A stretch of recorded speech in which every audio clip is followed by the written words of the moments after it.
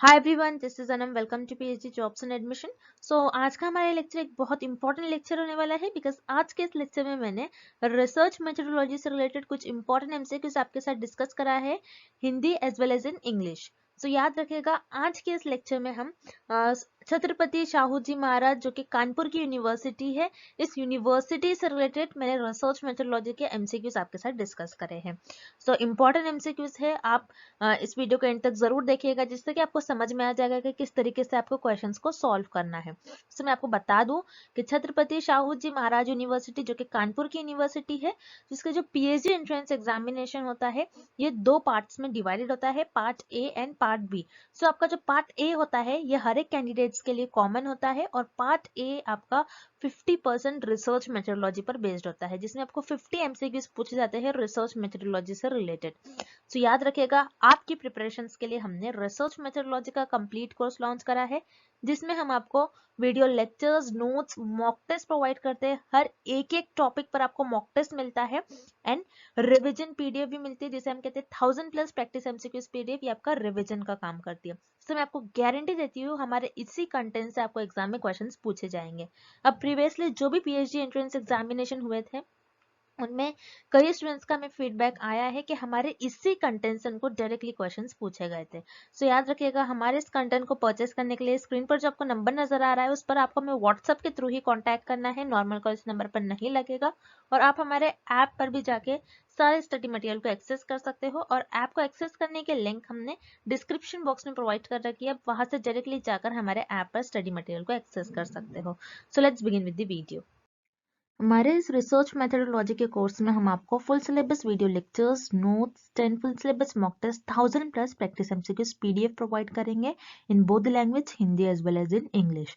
हमारा जो ये रिसर्च मेथोडोलॉजी का कंटेंट है ये हमने हमारे एक्सपीरियंस के बेसिस पर और जो एक्चुअल पीएचडी एंट्रेंस एग्जाम में क्वेश्चंस पूछे जाते हैं वो सारी चीजें हमारे इस रिसर्च मेथोडोलॉजी के कंटेंट में हमने कवर करे हैं।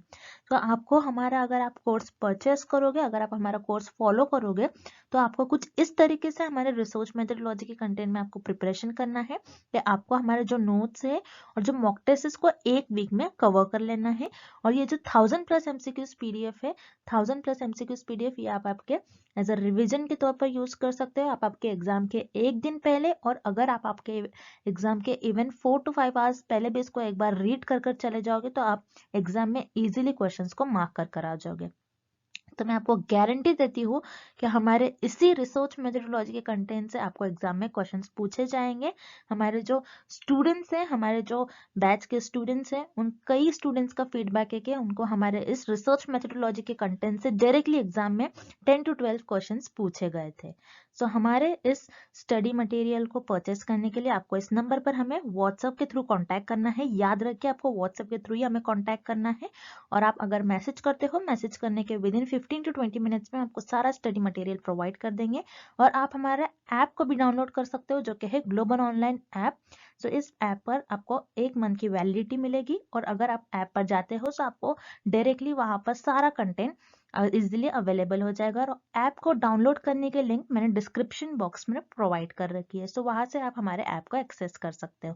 And let's begin with the video. Coefficient correlation between two groups is -1.09. It indicates A or N. इस क्वेश्चन में हमें कोरिलेशनल रिसर्च में एक कोएफिशिएंट होता है, इससे रिलेटेड हमें क्वेश्चन दिया गया है, बहुत इंपॉर्टेंट है। आपके कोरिलेशनल रिसर्च में कोएफिशिएंट होता है जिसका नाम होता है कार्ल पियर्सन कोएफिशिएंट। ये साइंटिस्ट का नाम है कार्ल पियर्सन। इन्होंने एक कोएफिशिएंट दिया था कोरिलेशनल रिसर्च में जिसे हम कहते हैं कार्ल पियर्सन कोएफिशिएंट। बहुत इंपॉर्टेंट है, बहुत इंपॉर्टेंट है। अगेन मैं रिपीट कर रही हूँ, और एग्जाम में इस कोएफिशिएंट से, कार्ल पियर्सन कोएफिशिएंट से एक क्वेश्चन आपको कंपलसरी पूछा ही जाता है। हम इस क्वेश्चन को सॉल्व करते हैं। जैसे इस क्वेश्चन में हमें पूछ रहा है कि कार्ल पियर्सन कोएफिशिएंट, इस कोएफिशिएंट की वैल्यू -1.09 है। ये क्या इंडिकेट कर रहा है कि ये स्ट्रॉन्ग कोरिलेशन इंडिकेट कर रहा है, या फिर स्ट्रॉन्ग नेगेटिव कोरिलेशन, या फिर कॉज एंड इफेक्ट कोरिलेशन, या फिर कंप्यूटेशन में कुछ एरर्स हो गए। आपको याद रखना है कार्ल पियर्सन कोएफिशिएंट जो होता है, इस कोएफिशिएंट की वैल्यू -1 से +1 के बीच में लाई करती है। -1 से +1 के बीच में जितने भी वैल्यू होंगे वो आपके कार्ल पियर्सन कोएफिशिएंट को इंडिकेट करते हैं। अगर आपके कार्ल-पियर्सन कोएफिशिएंट की वैल्यू -1 है, दैट मीन्स आपके जो कोरिलेशनल रिसर्च में वेरिएबल्स है वो स्ट्रॉन्ग नेगेटिव कोरिलेटेड है, उनमें स्ट्रॉन्गली नेगेटिव कोरिलेशन है।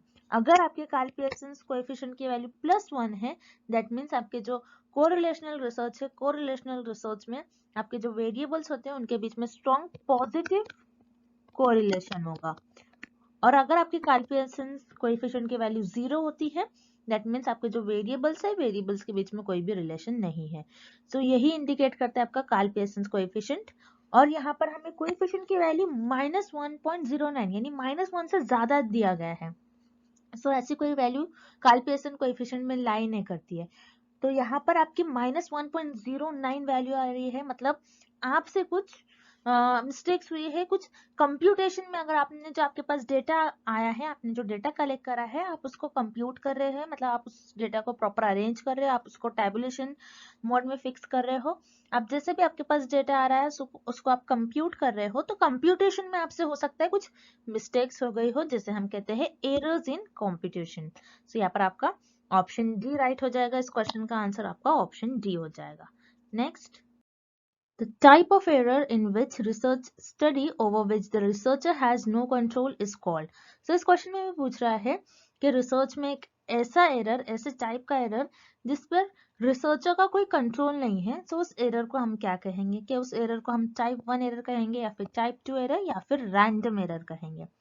तो याद रखिए, रिसर्च में बेसिकली मेनली दो ही टाइप के एरर होता है, जिसे हम कहते हैं type 1 error and type 2 error. अब ये एरर होते क्या है, तो आपको याद रखना है, रिसर्च में रिसर्चर हमेशा अपनी हाइपोथेसिस को टेस्ट करते हैं। अब जब भी रिसर्च अपनी हाइपोथेसिस को टेस्ट करते हैं, हमेशा नल हाइपोथेसिस को टेस्ट करते हैं। अब नल हाइपोथेसिस बताती है कि वेरिएबल्स के बीच में कोई रिलेशन नहीं है, इसे हम कहते हैं नल हाइपोथेसिस। और याद रखिएगा, एग्जाम में ऐसा भी क्वेश्चन आ सकता है कि रिसर्चर अपने रिसर्च में कौन सी हाइपोथेसिस को सिर्फ टेस्ट करते हैं। सो याद रखिएगा, रिसर्च में रिसर्चर हमेशा सिर्फ और सिर्फ नल हाइपोथेसिस को टेस्ट करते हैं। अगर नल हाइपोथेसिस सही निकली तो रिसर्चर उसे एक्सेप्ट कर लेते हैं, या फिर नल हाइपोथेसिस को अगर रिसर्चर रिजेक्ट करते तो ऑटोमेटिकली आपके अल्टरनेटिव हाइपोथेसिस को रिसर्चर एक्सेप्ट कर लेते हैं। अब type 1 error and type 2 error, जैसे हमें ऑप्शन ए और बी दिया गया है, तो ये एरर होते क्या है, हम इस टेबल के थ्रू देख लेते हैं। तो टाइप 1 एरर कब होता है, जब आपकी जो नल हाइपोथेसिस है वो ट्रू होती है। नल हाइपोथेसिस ट्रू होने के बाद आप उसे रिजेक्ट कर लेते हो। आपकी नल हाइपोथेसिस ट्रू है, ट्रू होने पर आपने इसको रिजेक्ट कर लिया, तो ये आपकी हो जाती है टाइप 1 एरर। और टाइप 2 एरर कब होता है, जब आपकी नल हाइपोथेसिस फॉल्स होती है। फॉल्स होने पर भी आप उसे एक्सेप्ट कर लेते हो, फॉल्स होने पर आपने उसे क्या कर लिया, एक्सेप्ट कर लिया, तो ये आपकी हो जाएगी type 2 error. So type 1 error को हम अल्फा से डिनोट करते हैं, टाइप 2 एरर को हम बीटा से डिनोट करते हैं। सो लेकिन हमें यहाँ पर नल और ऑल्टरनेटिव हाइपोथेसिस से कुछ रिलेटेड नहीं ऑप्शन दिया गया है, हमें बस यही दिया गया है इस क्वेश्चन में कि ऐसा एरर जिसमें रिसर्चर का कोई कंट्रोल नहीं हो। इस पर रिसर्चर का कंट्रोल होता है, टाइप 1 एंड टाइप 2 एरर में रिसर्चर का कंट्रोल होता है, लेकिन एक ऐसा एरर जिस पर रिसर्चर का कंट्रोल नहीं होता उसे हम कहते हैं रैंडम एरर। कोई भी एरर अकर हो जाता है रैंडमली, किसी भी तरीके से एरर हो जाता है जिसमें रिसर्चर उस चीजों को कंट्रोल नहीं कर सकते। जैसे फॉर एग्जांपल कोई प्लांट पर स्टडी हो रही है, सो टेम्परेचर उस पर अफेक्ट कर सकता है, सो टेम्परेचर ये अफेक्ट कर रहा है, तो ये रैंडमली एरर अकर हो जाता है जिस पर रिसर्चर का कोई कंट्रोल नहीं हो। सो इस क्वेश्चन का आपका राइट आंसर हो जाएगा option C, random error. Next, which law is related to sample investigation? So इस क्वेश्चन में पूछ रहा है कि सैंपल इन्वेस्टिगेशन से कौन सा लॉ रिलेटेड है। सो याद रखिएगा, सैंपल इन्वेस्टिगेशन होता क्या है आपको पहले ये पता होना चाहिए। मतलब आप जब सैंपल सेलेक्ट करते हो तो आप किस किस तरीके से सैंपल सेलेक्ट करते हो, आप कैसे सैंपल सेलेक्ट कर रहे हो, कितना आपका सैंपल में कितने मेंबर्स हो रहे हैं, क्या आपने ज्यादा आपके सैंपल्स को चुन लिया है, फिर आपने बहुत कम आपके सैंपल्स को चुन लिया, उसे हम कहते हैं सैंपल इन्वेस्टिगेशन। यानी सैंपल पर आप कैसे स्टडी परफॉर्म करे उसे हम कहते हैं सैंपल इन्वेस्टिगेशन। अब सैंपल इन्वेस्टिगेशन से आपके जो लॉ रिलेटेड होते हैं, ये दोनों भी लॉ होते हैं, law of statistical regularity and law of inertia of large numbers. ये दोनों भी लॉ बहुत इंपॉर्टेंट होते हैं। अगर आप सैंपल पर इन्वेस्टिगेशन करो तो आपको ये दोनों लॉ को फॉलो करना होता है। अब ये दोनों लॉ होते क्या है, तो हम यहाँ पर देखते हैं इस डेफिनेशन में। So law of statistical regularity क्या होता है कि आपने जो भी आपके सैंपल सेलेक्ट कर रहे हैं रैंडमली, जो भी आपके पास सैंपल होंगे वो आपकी पूरी पॉपुलेशन को रिप्रेजेंट करना चाहिए, तभी आप उस सैंपल पर स्टडी परफॉर्म करते हो, फिर इन्वेस्टिगेशन परफॉर्म करते हो, और तभी आपको सही रिजल्ट भी मिलेंगे। सो उसे कहते हैं हम लॉ ऑफ स्टैटिस्टिकल रेगुलरिटी। और law of inertia of large numbers बहुत इंपॉर्टेंट है, जिसे हम principle of stability of mass data भी कहते हैं। याद रखना है, एग्जाम में आपको इस नाम से भी आ सकता है और इस नाम से भी आपको क्वेश्चन पूछा जा सकता है कि सैंपल इन्वेस्टिगेशन में कौन से लॉ रिलेटेड होते हैं। So law of inertia of large number, principle of stability of mass data, ये दोनों लॉ होते क्या है? So law of inertia of large numbers, जैसे लार्ज नंबर्स लिखा है यहाँ पर, लार्ज नंबर्स का मतलब होता है कि आपका जितना ज्यादा आप सैंपल सिलेक्ट करोगे उतना कम आपके एरर आने के चांसेस होंगे, मतलब उतना एक्यूरेट आपके रिजल्ट आ सकते हैं, उतने सही आपके रिजल्ट आ सकते हैं। सो याद रखिएगा, जब भी हम आपके सैंपल का साइज लार्ज रखोगे, आपके जो रिजल्ट आएंगे उतने एक्यूरेट आएंगे, उतने सही आ सकते हैं, और इस केस में आपके जो सैम्पलिंग एरर है वो भी रिड्यूस हो जाता है। सो सैंपल इन्वेस्टिगेशन में ये दोनों भी लॉ बहुत इंपॉर्टेंट होते हैं, और ये दोनों भी लॉ सैंपल इन्वेस्टिगेशन से रिलेटेड होते हैं, इसलिए इस क्वेश्चन का आपका राइट आंसर हो जाएगा option C, both. Next, action hypothesis are based on. इस क्वेश्चन में पूछ रहा है कि एक्शन हाइपोथेसिस कौन से ऑप्शंस पर बेस्ड होंगी। अब एक्शन हाइपोथेसिस ये होती क्या है? सो एक्शन वर्ड आ रहा है, that means it is related to your action research. Okay, so action research में जैसे हम किसी भी प्रॉब्लम को सॉल्व करने के लिए कुछ इमीडिएटली उस प्रॉब्लम के अगेंस्ट एक्शन लेते हैं, इसीलिए हम उसे कहते हैं action hypothesis, sorry action research. अब एक्शन हाइपोथेसिस क्या होती है? एक्शन रिसर्च में हम जब भी प्रॉब्लम के अगेंस्ट कुछ प्रॉब्लम को सॉल्व कर रहे हैं, सो उसके अगेंस्ट कुछ हाइपोथेसिस मेक करने को हम कहते हैं एक्शन हाइपोथेसिस। अब जैसे मैंने आपको इसके पहले भी कई लेक्चर्स में बताया कि एक्शन रिसर्च आपकी टीचिंग फील्ड में ज्यादा यूज करी जाती है, एजुकेशनल फील्ड में ज्यादा यूज करी जाती है। जैसे फॉर एग्जाम्पल, एक्शन रिसर्च में आप एक्शन हाइपोथेसिस कैसे बनाओगे कि मान लीजिए एक क्लास में एक टीचर है, वो बच्चों को बता रही है कि मैप को किस तरीके से रीड करना है, किस डायरेक्शन में मैप को देखना है। अब बच्चों को समझ में नहीं आ रहा है किस डायरेक्शन में आपको मैप है और मैप को रीड करना है। तो यहाँ पर टीचर क्या करेगी? इसके अगेंस्ट हाइपोथेसिस ले डाउन करेगी कि मैं और किस तरीके से बता सकती हूँ कि बच्चों को किस वे में कितना इजी मेथड होगा कि मैप को रीड करना। से पर टीचर इमीडिएटली कुछ हाइपोथेसिस ले डाउन करेगी और उसको सॉल्व करना स्टार्ट कर देगी। सो एक्शन हाइपोथेसिस किस चीज पर बेस्ड होती है? प्रॉब्लम पर, क्योंकि एक्शन रिसर्च भी हमारी प्रॉब्लम पर ही बेस्ड होती है, जिसमें हम प्रॉब्लम को सॉल्व करते हैं, मतलब प्रॉब्लम को कुछ cause of a problem, problem का क्या कॉज है उसे हम सॉल्व करने के लिए एक्शन हाइपोथेसिस का यूज करेंगे। सो इस क्वेश्चन का आपका राइट आंसर हो जाएगा option B, cause of hypothesis. Action research में कोई थ्योरी का आप यूज नहीं करते हो, और रिसर्चर्स के एक्सपीरियंस का यूज नहीं किया जाता है, बल्कि किसी इमीडिएट प्रॉब्लम को सॉल्व करा जाता है, यानी प्रॉब्लम का हम कॉज फाइंड आउट करते हैं, और एक्शन हाइपोथेसिस इसी पर बेस्ड होती है कि प्रॉब्लम का क्या कॉज हो रहा है। Next, The snowball sampling method is useful when the universe is small and dash. इस क्वेश्चन में हम पूछ रहे हैं कि आप स्नोबॉल सैम्पलिंग मेथड जब यूज करते हो तो आप कब यूज करोगे?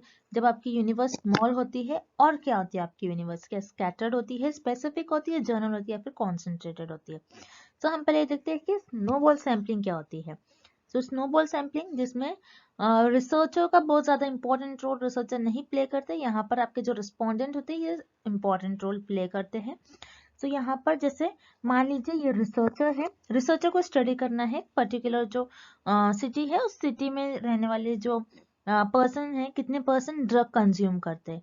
तो जो भी ड्रग कंज्यूम करते हैं ये इजीली अपने आप को एक्सपोज नहीं करते हैं पर्सन, तो यहाँ पर रिसर्चर को उनके कुछ एक दो लोग मिल जाते हैं, और उन्हीं एक दो लोग को रिसर्चर कहते हैं कि तुम और पर्सन को और रिस्पोंडेंट को सिलेक्ट कर लाओ जो ड्रग कंज्यूम करते हैं, क्योंकि ये ड्रग कंज्यूम करते हैं, इनको पता होगा कि और ऐसे कौन से पर्सन है इस पर्टिकुलर सिटी में जो ड्रग कंज्यूम करते हैं, तो ये पर्सन और लोगों को सिलेक्ट कर लाएगा, फिर ये पर्सन भी और लोगों को सिलेक्ट कर लाएगा। तो यहाँ पर स्नोबॉल सैम्पलिंग में मेनली जो यूनिवर्स होती है वो बहुत स्मॉल होती है, क्योंकि इजीली लोग खुद को एक्सपोज नहीं करते कि हम ड्रग कंज्यूम करते हैं, ऐसा कोई भी नहीं करेगा, इसीलिए एक दो परसेंट रिसर्चर को मिल जाते हैं, और उन्हीं लोगों से रिसर्चर कहते हैं कि तुम और रेस्पोंडेंट को सिलेक्ट कर लाओ। तो याद रखना, स्नोबॉल सैम्पलिंग में आपकी जो यूनिवर्स होती है वो काफी स्मॉल होती है एंड स्पेसिफिक होती है, क्योंकि आप एक स्पेसिफिक टॉपिक पर ही, कुछ स्पेसिफिक लोगों पर ही आप रिसर्च कर पाओगे जो सिर्फ और सिर्फ ड्रग कंज्यूम कर रहे हैं। So, आपके जो यूनिवर्स है स्कैटर्ड नहीं होती, मतलब ज्यादा फैली हुई नहीं होती, बहुत कम होती है। सो स्कैटर तो हो नहीं सकता ऑप्शन। इसी तरीके से जर्नल भी नहीं हो सकती आपकी, स्पेसिफिक होगी क्योंकि यहाँ पर आपके पास बहुत ज्यादा लोग नहीं है। सो यहाँ पर आपका ऑप्शन सी भी इनकरेक्ट हो गया। फिर कॉन्सेंट्रेटेड यानी बहुत ज्यादा अमाउंट में एकदम स्पेसिफिक, ये भी नहीं हो सकती है। लेकिन आपके जो स्नोबॉल सैम्पलिंग है, स्नोबॉल सैम्पलिंग मेथड में आपकी जो यूनिवर्स होती है बहुत स्मॉल होती है और एक स्पेसिफिक होती है, इसलिए यहाँ पर आपका करेक्ट ऑप्शन हो जाएगा option B, specific. Next, when data collected is passed through one statistical method, organization, classification, tabulation, computation, etc. are called.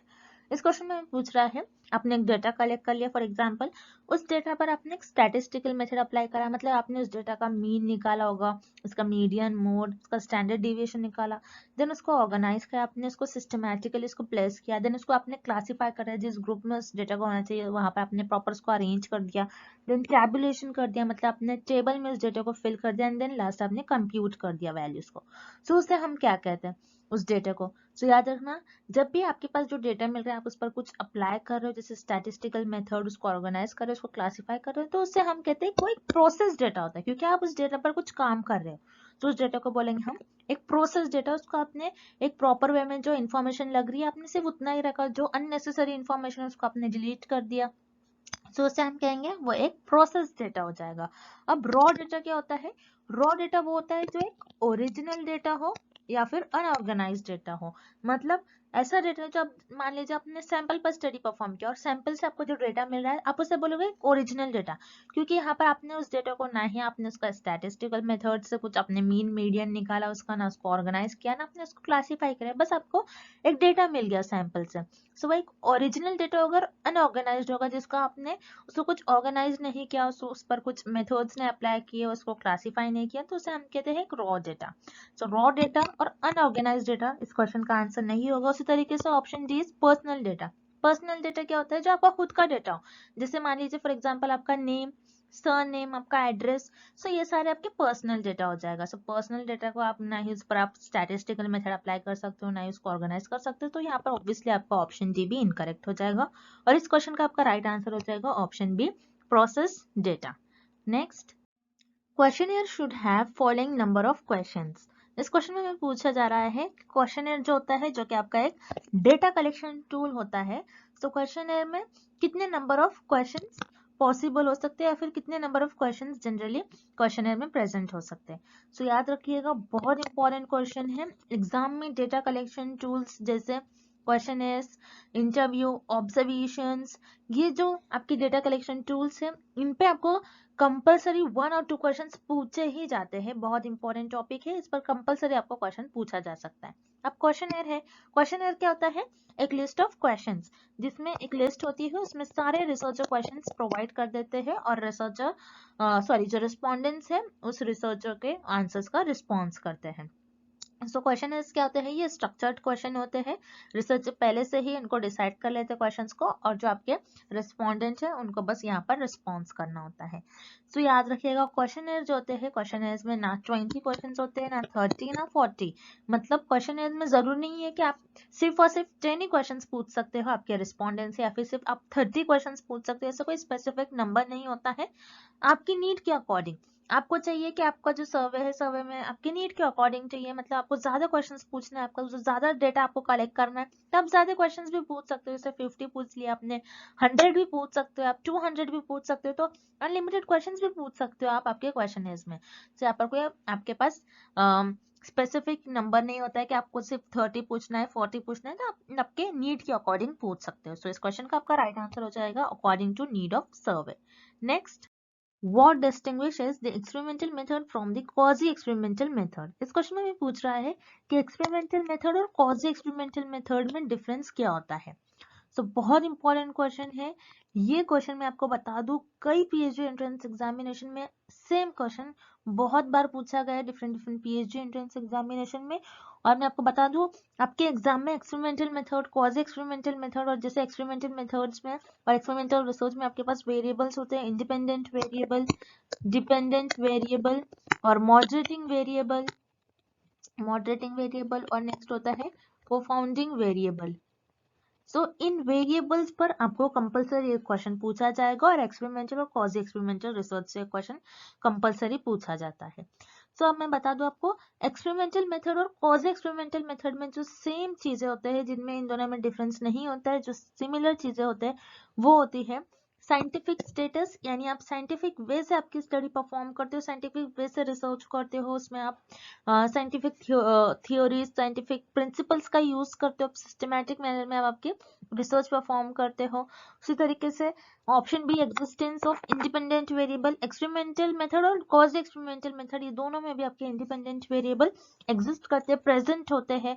Next, sensitivity of the dependent variable.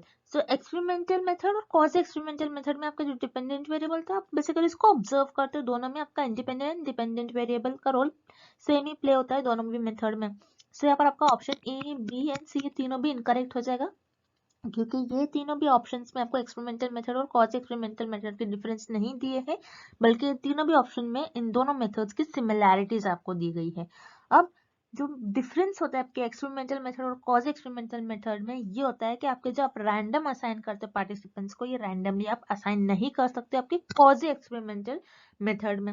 अब जैसे कि एक्सपेरिमेंटल मेथड में आप आपके जो इंडिपेंडेंट वेरिएबल होता है, इनको मैनिपुलेट करते हो, इनको रैंडमली आप असाइन करते हो, लेकिन ऐसा आप क्वाजी एक्सपेरिमेंटल मेथड में नहीं करते हो, क्योंकि क्वाजी का मतलब क्या होता है, आर्टिफिशियल। ओके, आप आर्टिफिशियली, आप नेचुरल वे में इसको परफॉर्म नहीं करते हो, इसीलिए आप क्वाजी एक्सपेरिमेंटल रिसर्च में आप डायरेक्टली आपके जो पार्टिसिपेंट्स होते हैं उनको रैंडमली असाइन नहीं करते हो, ना ही आपके इंडिपेंडेंट वेरिएबल को मैनिपुलेट करते हो। तो यही डिफरेंस होता है एक्सपेरिमेंटल मेथड और क्वाजी एक्सपेरिमेंटल मेथड में।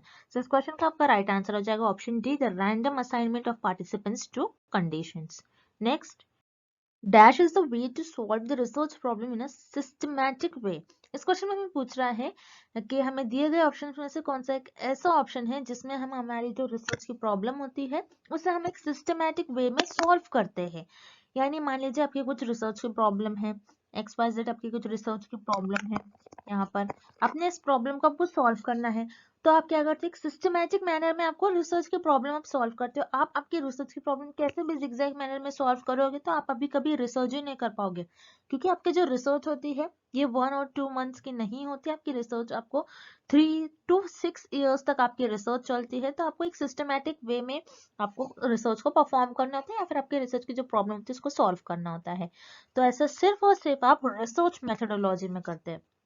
सो रिसर्च मेथोडोलॉजी में जैसे कि मैंने आपको अभी तक बताया है, आप किस तरीके से आपको स्टेप्स फॉलो करना है। रिसर्च मेथोडोलॉजी में हर एक चीज आती है, रिसर्च के कैरेक्टरिस्टिक्स, किस तरीके से आपको उसको कैरेक्टरिस्टिक्स को फॉलो करना है, रिसर्च के में आपको कौन कौन से एथिक्स फॉलो करना है, किस तरीके से आपको रिसर्च परफॉर्म करना है, कौन से प्रोसीजर, कौन से मेथड्स, कौन से स्टेप्स को आपको फॉलो करना है, किस तरीके से आपको रिपोर्ट लिखना है, उसके भी कुछ स्टेप्स होते हैं, वो सारी चीजें आप सिर्फ और सिर्फ रिसर्च मेथोडोलॉजी में परफॉर्म करते हो। सो याद रखिएगा, रिसर्च मेथोडोलॉजी एक ऐसा वे है जिसमें आप आपकी जो रिसर्च है, रिसर्च की प्रॉब्लम को सिस्टमैटिक वे में सॉल्व करते हो, यानी स्टेप बाय स्टेप हर एक स्टेप्स के पीछे आपके कुछ ना कुछ लॉजिक होगा और प्रॉपर एक ऑर्गेनाइज्ड वे में आप आपके रिसर्च को परफॉर्म करते हैं। तो सिर्फ ऐसा आप रिसर्च मेथोडोलॉजी में करते हो। सो यहाँ पर आपका ऑप्शन सी करेक्ट हो जाएगा। अब जो रिमेनिंग ऑप्शन है उन्हें भी हम देख लेते हैं। जैसे ऑप्शन ए, टेक्निक। टेक्निक क्या होता है, एक मेथड, सिर्फ एक मेथड है। सिर्फ अगर आप आपकी रिसर्च में सिर्फ मेथड यूज करो तो क्या आपकी रिसर्च प्रॉब्लम को आप सॉल्व कर पाओगे, नहीं। तो यहाँ पर आपका ऑप्शन ए इनकरेक्ट हो जाएगा। उसी तरीके से option B, research procedure. Research में आप कौन कौन से प्रोसीजर यूज कर रहे हैं, कौन कौन से मेथड्स अप्लाई कर आपके रिसर्च को सॉल्व करें। अगेन प्रोसीजर का मीनिंग होता है मेथड्स।